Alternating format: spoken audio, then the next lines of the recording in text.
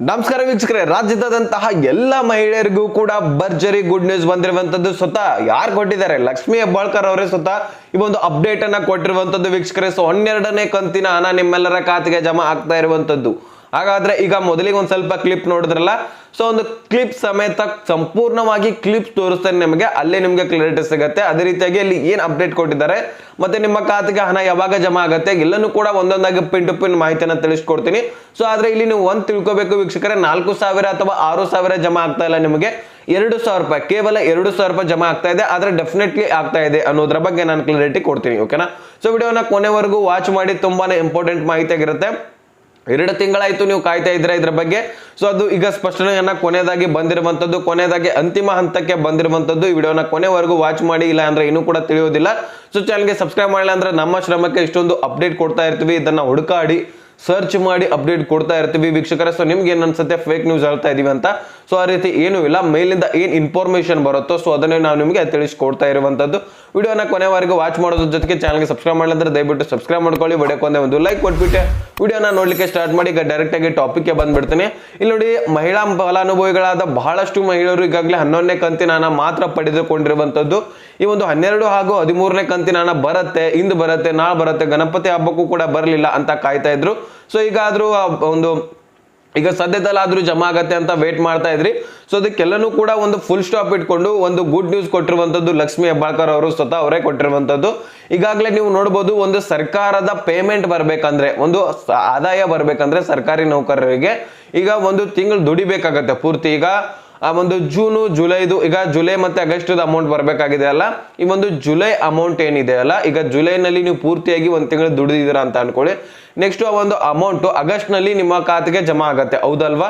So ಈ ರೀತಿ processing, ಸರ್ಕಾರದ ಪ್ರೊಸೆಸಿಂಗ್ ಇರುತ್ತೆ. ಒಂದು ತಿಂಗಳು ನೀವು ದುಡಿದ್ರೆ ನೆಕ್ಸ್ಟ್ ತಿಂಗಳಿನಲ್ಲಿ ನೀವು ಪೇಮೆಂಟ್ ಅನ್ನ ತಗೋಬೇಕಾಗತ್ತೆ. ಸೊ ಈ ರೀತಿ ನಿಮ್ಮ ಒಂದು ಸರ್ಕಾರದ ಪ್ರೊಸೆಸಿಂಗ್ ಇರುವಂತಹ ಕಾರಣಕ್ಕಾಗಿ ಇಲ್ಲಿ ಕೂಡ ಅದೇ ರೀತಿ ಪ್ರೊಸೆಸಿಂಗ್ ಅಳವಡಿಸಿದೀವಿ. ಈಗ ಗೃಹಲಕ್ಷ್ಮಿ ಯೋಜನೆಯಲ್ಲಿ ಒಂದು ತಿಂಗಳೇನೋ ಲೇಟ್ ಆಗಿದೆ, ಆದ್ರೆ ಅಮೌಂಟ್ ಪಕ್ಕ ಹಾಕ್ತೀವಿ. ಆದ್ರೆ ಇಲ್ಲಿ ಯಾವುದೇ ಕಾರಣಕ್ಕೂ ಈ ಒಂದು ಗೃಹಲಕ್ಷ್ಮಿ ಅಷ್ಟೇ ಅಲ್ಲ, ಯಾವ ಯೋಜನೆಗಳು ಕೂಡ ಬಂದ್ ಆಗೋದಿಲ್ಲ ಅಂತ ಸಿದ್ದರಾಮಯ್ಯನವರು ಕೂಡ ಕೊಟ್ಟಿರುವಂತದ್ದು ಸ್ಪಷ್ಟನೆ. ಅದೇ ರೀತಿಯಾಗಿ ಲಕ್ಷ್ಮಿ ಹೆಬ್ಬಾಳ್ಕರ್ ಅವರು ಈ ಒಂದು ಮಾಹಿತಿಯನ್ನ ಅಪ್ಡೇಟ್ ಅನ್ನ ಕೊಟ್ಟಿದ್ದಾರೆ, ಸ್ವತಃ ಮಾಧ್ಯಮದಲ್ಲಿ ಚರ್ಚೆಯನ್ನ ಮಾಡಿದ್ದಾರೆ. ಯಾವುದೇ ಕಾರಣಕ್ಕೂ ಇಲ್ಲಿ ಸಿಎಂ ಬದಲಾಗ್ಲಿ ಅಥವಾ ನಮ್ಮ ಒಂದು ಕಾಂಗ್ರೆಸ್ ಸರ್ಕಾರದಲ್ಲಿ ಯಾರೇ ಸಿಎಂ ಆದ್ರೂ ಸಹಿತ ಇಲ್ಲಿ ಈ ಒಂದು ಯೋಜನೆಗಳು ಕಂಟಿನ್ಯೂ ಆಗಿನೇ ಇರತ್ತೆ ಅಂತ ಒಂದು ಮಾಹಿತಿಯನ್ನ ಭಾಷೆಯನ್ನ ಕೊಟ್ಟಿರುವಂತದ್ದು. ಈಗ ಇದಕ್ಕೆ ಮಹಿಳೆಯರ ಒಂದು ಬಲಪಡಿಸೋದಕ್ಕೋಸ್ಕರ ಇದು ಒಂದು ಬಡ ಮಹಿಳೆಯರಿಗೆ, ಬಡ ಒಂದು ಕುಟುಂಬಗಳಿಗೋಸ್ಕರ ಮಾಡಿರುವಂತಹ ಯೋಜನೆಗಳಿದಾವೆ. ಇವು ಟೋಟಲಿ 5 ಯೋಜನೆಗಳು ಬಹಳ ಮಹತ್ವವಾಗಿರುವಂತಹ ಯೋಜನೆಗಳಿದಾವೆ. ಸೊ ಇದನ್ನ ಯಾವುದೇ ಕಾರಣಕ್ಕೂ ಕೂಡ ನಾವು ನಿಲ್ಲಿಸೋದಿಲ್ಲ, ಈ ಒಂದು ಯೋಜನೆಗಳು ಕಂಟಿನ್ಯೂ ಆಗಿನೇ ಇರ್ತವೆ ಅಂತ ಒಂದು ಸ್ಪಷ್ಟನೆಯನ್ನ ಮಹಿಳಾ ಮತ್ತು ಮಕ್ಕಳ ಅಭಿವೃದ್ಧಿ ಇಲಾಖೆಯ ಸಚಿವೆ ಆದಂತಹ ಲಕ್ಷ್ಮಿ ಹೆಬ್ಬಾಳ್ಕರ್ ಅವರು ಕೊಟ್ಟಿರುವಂತದ್ದು. ಸೊ ಬೇಕಾದ್ರೆ ಆ ಒಂದು ಕ್ಲಿಪ್ ಅನ್ನ ನೋಡ್ಕೊಂಡ್ ಬನ್ನಿ. ಜೂನ್ ವರೆಗೆ ಹಾಕಿದೀವಿ, ಜುಲೈ ಆಗಸ್ಟ್ ಹಣವನ್ನ ಈಗ ಪ್ರಕ್ರಿಯೆ ಶುರು ಆಗಿದೆ. ಜೂನ್ ಹಣವನ್ನ ಹಾಕ್ತಿವಿ, ಆಮೇಲೆ ಆಗಸ್ಟ್ ಹಣವನ್ನ ಒಂದು ವಾರ ಬಿಟ್ಟು ಹಾಕ್ತಿವಿ. ಈಗಾಗಲೇ ಜೂನ್ ಹಣವನ್ನ ಜುಲೈ ಹಣದ ಪ್ರಕ್ರಿಯೆ ಸ್ಟಾರ್ಟ್ ಆಗಿದೆ, ಆಮೇಲೆ ಒಂದು ವಾರ ಬಿಟ್ಟು ಆಗಸ್ಟ್ ಹಾಕ್ತಿವಿ. ಈಗ ನೀವು ಎಲ್ಲ ನೋಡಿದೀರಾ, ನೌಕರಸ್ಥರು ಈಗ ಸೆಪ್ಟೆಂಬರ್ ಮುಗಿದ್ಮೇಲೆ ಸೆಪ್ಟೆಂಬರ್ನ ಒಂದು ಕ್ರೆಡಿಟ್ ಪೇಮೆಂಟ್ ಅಕ್ಟೋಬರ್ನಲ್ಲಿ ಆಗುತ್ತೆ. ಹಾಗೆ ಸೆಪ್ಟೆಂಬರ್ನ ಕ್ರೆಡಿಟ್ ಅಕ್ಟೋಬರ್ದಲ್ಲಿ ಮಾಡ್ತೀವಿ, ಅಕ್ಟೋಬರ್ನ ಕ್ರೆಡಿಟ್ ನವೆಂಬರ್ದಲ್ಲಿ ಮಾಡ್ತೀವಿ.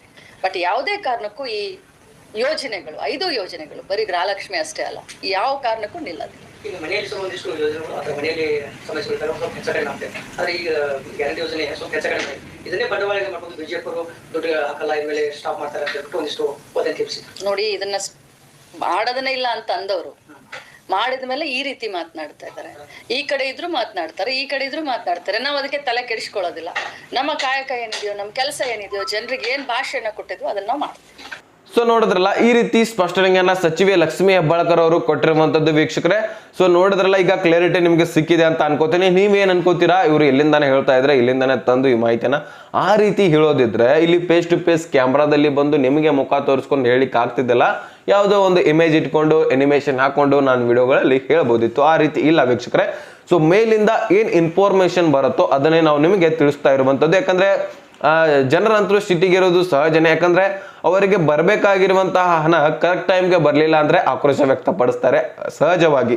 ಯಾಕಂದ್ರೆ ಈಗ ಅವರು ಒಂದು ಡೇಟ್ ಫಿಕ್ಸ್ ಮಾಡಿದ್ರೆ ಆ ದಿನಾಂಕ ನಾವು ನಿಮಗೆ ಹೇಳ್ತೀವಿ, ಯಾಕಂದ್ರೆ ಆ ಕೆಲಸನೇ ನಮ್ದಾಗಿರತ್ತೆ, ಇನ್ಫಾರ್ಮೇಶನ್ ಕೊಡುವಂತಹ ಕೆಲಸ ನಮ್ದಾಗಿರತ್ತೆ. ಅಲ್ಲಿರುವಂತಹ ಮಾಹಿತಿಯನ್ನ ನಿಮ್ಮ ಮುಂದೆ ಹೆಕ್ಕಿ ತಂದು ಇಡುವಂತಹ ಕೆಲಸ ನಾವು ಮಾಡ್ತಾ ಇರ್ತೀವಿ. ಆ ಒಂದು ಇನ್ಫಾರ್ಮೇಶನ್ ಅನ್ನ ಕಲೆಕ್ಟ್ ಮಾಡ್ಕೊಂಡು ತಂದು ಇಡುವಂತಹ ಒಂದು ಸಂದರ್ಭದಲ್ಲಿ ಏನ್ ಪರಿಸ್ಥಿತಿ ಆಗಿರತ್ತೆ, ಏನ್ ಕಷ್ಟಪಟ್ಟಿರ್ತೀವಿ ಅದು ನಮಗ್ ಮಾತ್ರ ಗೊತ್ತು, ಹೌದಲ್ವಾ? ಈಗ ನಿಮ್ಗೆ ಗೊತ್ತಿರಲ್ಲ, ಅದನ್ನ ಏನ್ ಹೇಳಿರ್ತಾರೆ ಅದನ್ನೇ ನಾವು ನಿಮ್ಗೆ ಕ್ಲಿಪ್ ಸಮೇತ ತೋರಿಸಿದ್ರು ಸಹಿತ ನೀವು ನಂಬೋದಿಲ್ಲ. ಅವಾಗ ನೀವು ಏನಂತ ಕಮೆಂಟ್ ಮಾಡ್ತೀರಿ, ಆ ಒಂದು ಅವ್ರ ದಿನಾಂಕ ಕೊಟ್ಟಿರ್ತಾರೆ, ಈಗ ಉದಾಹರಣೆಗೆ ಯಾವುದೋ ಒಂದು 23ನೇ ತಾರೀಕು ಬರುತ್ತೆ ಅಂತ ಅನ್ಕೊಳ್ಳಿ. ಸೊ ಒಂದು 23ನೇ ತಾರೀಕು ಅವರು ಹಾಕ್ಲಿಲ್ಲ, ಯಾವುದೇ ಒಂದು ಕಾರಣಕ್ಕಾಗಿ ಹಾಕ್ಲಿಲ್ಲ, ಅದು ಅವ್ರು ಹೇಳಿರ್ತಾರೆ ಟೈಮು, ಅದನ್ನೇ ನಾವು ನಿಮ್ಗೆ ತಿಳಿಸ್ಕೊಟ್ಟಿರ್ತೀವಿ. ಯಾಕಂದ್ರೆ ನಾವೇನ್ ರಾಜಕಾರಣಿ ಅಲ್ಲ. ಸೊ ನಮ್ಮ ಹತ್ರ ಅದನ್ನ ಅಮೌಂಟ್ ಹಾಕೋದು ಮತ್ತೆ ನಿಲ್ಲಿಸುವಂತಹ ನಮ್ಮ ಹತ್ರ ಅಧಿಕಾರನೂ ಕೂಡ ಇಲ್ಲ, ಅವ್ರ ಹತ್ರ ಇದೆ ಅದು, ಹೌದಲ್ವಾ? ಅವ್ರು ಏನ್ ಇನ್ಫಾರ್ಮೇಶನ್ ಕೊಡ್ತಾರೋ ಅದನ್ನೇ ನಾವು ನಿಮ್ಮ ಮುಂದೆ ಇಟ್ಟಿದ್ರೆ ನೀವು ಮತ್ತೆ ಅಮೌಂಟ್ ಆ ದಿನಾಂಕದಂದು ಬರ್ಲಿಲ್ಲಪ್ಪ ಅಂದ್ರೆ ನಾವು ಫೇಕ್ ನ್ಯೂಸ್ ಹೇಳ್ತಾ ಇದ್ರೆ ಅಂತ ಅನ್ಕೋತೀರಾ. ಅವಾಗ ನಾವೇನ್ ಮಾಡ್ಲಿಕ್ಕೆ ಬರಲ್ಲ ವೀಕ್ಷಕರೇ, ಅದೊಂದು ಕ್ಷಮೆ ಇರಲಿ ನಿಮ್ಮ ಹತ್ರ. ಸೊ ಅವ್ರು ಕೊಟ್ಟಿರ್ತಾರೆ ಡೇಟನ್ನು, ಅವ್ರು ಹೇಳಿರ್ತಾರೆ ಇನ್ಫಾರ್ಮೇಷನನ್ನು, ಸೊ ಅದನ್ನು ನಾವು ನಿಮ್ಮ ಮುಂದೆ ಇಡ್ತಾ ಇರ್ತೀವಿ. ಯಾಕಂದರೆ ನಿಮಗೆ ಡೈರೆಕ್ಟಾಗಿ ಇನ್ಫಾರ್ಮೇಷನ್ ಹೋಗಬೇಕು, ಓಕೆನಾ? ಸೊ ಇದರಿಂದ ನಮಗೂ ಕೂಡ ಹೆಲ್ಪ್ ಇರುತ್ತೆ, ಇಲ್ಲ ಅನ್ನೋದಿಲ್ಲ. ಯಾಕಂದರೆ ನಾವು ಕೂಡ ಇನ್ಫಾರ್ಮೇಷನ್, ಇದೊಂದು ಉದ್ಯೋಗ ಅಂತಲೇ ಹೇಳ್ಬೋದು, ಉದ್ಯೋಗನೂ ಕೂಡ ನಿಮಗೆ ಹೆಲ್ಪ್ ಆಗುವಂತಹ ಕೆಲಸ ಕೂಡ ಮಾಡ್ತಾ ಇರ್ತೀವಿ, ಹೌದಲ್ವಾ? ಸೊ ಇದೊಂದು ನಮಗೊಂದು ಮಾಡಬೇಕು ಅನ್ನುವಂತಹ ಉತ್ಸಾಹ ಕೂಡ ಇರುತ್ತೆ, ಓಕೆ? ಅದ್ರ ಮುಖಾಂತರ ಮಾಡ್ತಾ ಇರ್ತೀವಿ. ಆದ್ರೆ ನೀವು ತಿಳ್ಕೊತೀರಾ, ಬೇರೆ ಅರ್ಥ ಮಾಡ್ಕೋತೀರಾ, ಈ ಒಂದು ದಿನಾಂಕದಂದು ಬರ್ತಾ ಇಲ್ಲ, ಇವ್ರು ಫೇಕ್ ಹೇಳ್ತಾ ಇದ್ದಾರೆ ಅಂತ ಅನ್ಕೋತೀರಾ. ಅವಾಗ ನಾವೇನ್ ಮಾಡ್ಲಿಕ್ಕೆ ಬರಲ್ಲ. ಸೊ ಇಷ್ಟಂತೂ ಇದೇ ನನ್ನ ಹತ್ರ ಅಂತ ಹೇಳಿದೀನಿ. ಸೊ ರಿಕ್ವೆಸ್ಟ್ ಮಾಡ್ಕೊಂಡಿನಿ, ಆ ರೀತಿ ಏನು ತಲೆ ಕೆಡಿಸ್ಕೋಬೇಡಿ. ಯಾಕಂದ್ರೆ ಇನ್ಫಾರ್ಮೇಶನ್ ಏನು ಬಂದಿರುತ್ತೆ ಅದನ್ನೇ ಹೇಳ್ತಾ ಇರ್ತೀವಿ. ಸೊ ನೀವು ತಪ್ಪು ತಿಳ್ಕೊಳ್ಳಿಕ್ ಹೋಗ್ಬೇಡಿ ಅಂತ ನನ್ನ ಕಡೆಯಿಂದ ಕೇಳ್ತಾ ಇದ್ದೀನಿ ಅಷ್ಟೇ. ಈಗ ನಾವು ಅದನ್ನ ಬಿಡಿ, ಈಗ ಡೈರೆಕ್ಟ್ ಆಗಿ ಪಾಯಿಂಟ್ಗೆ ಅಂದ್ರೆ ಈಗಾಗಲೇ ಸದ್ಯದಲ್ಲಿ ನಿಮ್ಗೆ ಕ್ಲಿಪ್ ಸಮೇತ ತಿಳಿಸ್ಕೊಟ್ಟಿದ್ದೀನಿ. ಸೊ ಇಷ್ಟಂತೂ ಮಾಹಿತಿಯನ್ನ ಲಭ್ಯ ಮಾಡಿದ್ದಾರೆ, ಸ್ಪಷ್ಟನೆಯನ್ನ ಕೊಟ್ಟಿದ್ದಾರೆ. ಈಗ ಸದ್ಯದಲ್ಲಿನೇ ನಿಮಗೆ ಹಣ ಬರುವಂತದ್ದು ಇದೆ, ಓಕೆನಾ? ಸೊ ಈಗ ನೋಡಿ, ಒಂದು ವಾರದಲ್ಲಿ ಈಗ ಒಂದು 12ನೇ ಕಂತಿನ ನಿಮ್ಗೆ 2-3 ದಿನಗಳಲ್ಲಿ ಬಂದಿದ್ದೆ ಆದ್ರೆ ಒಂದು ವಾರ ಬಿಟ್ಟು 13ನೇ ಕಂತಿನ ಬಿಡುಗಡೆ ಮಾಡ್ತೇವೆ ಅಂತ ಹೇಳಿದ್ದಾರೆ, ಓಕೆನಾ? 12ನೇ ಕಂತಿನ ಹಣ ಬಂದ್ಬಿಟ್ಟು ಒಂದು ವಾರದ ನಂತರ 13ನೇ ಕಂತಿನ ಬರುತ್ತೆ ಅಂತ ಹೇಳಿದರೆ. ಸೊ ಆ ಒಂದು 2 ಕಂತುಗಳನ್ನ ಆ ಹೇಳಿದ ಕರೆಕ್ಟ್ ಟೈಮ್ಗೆ ಹಾಕ್ಲಿಲ್ಲಪ್ಪ ಅಂದ್ರೆ ನಾವೇನ್ ಮಾಡ್ಲಿಕ್ಕೆ ಆಗಲ್ಲ. ಇಲ್ಲೇ ಇದೆ ನೋಡಿ ಪಾಯಿಂಟು. ಈಗ ನೋಡಿ, ಅವ್ರು ಹೇಳಿದಾರಲ್ಲ ಟೈಮು, ಅದನ್ನ ನಾವು ನಿಮ್ಗೆ ತಿಳಿಸ್ಕೊಟ್ಟಿದೀವಿ, ಓಕೆನಾ?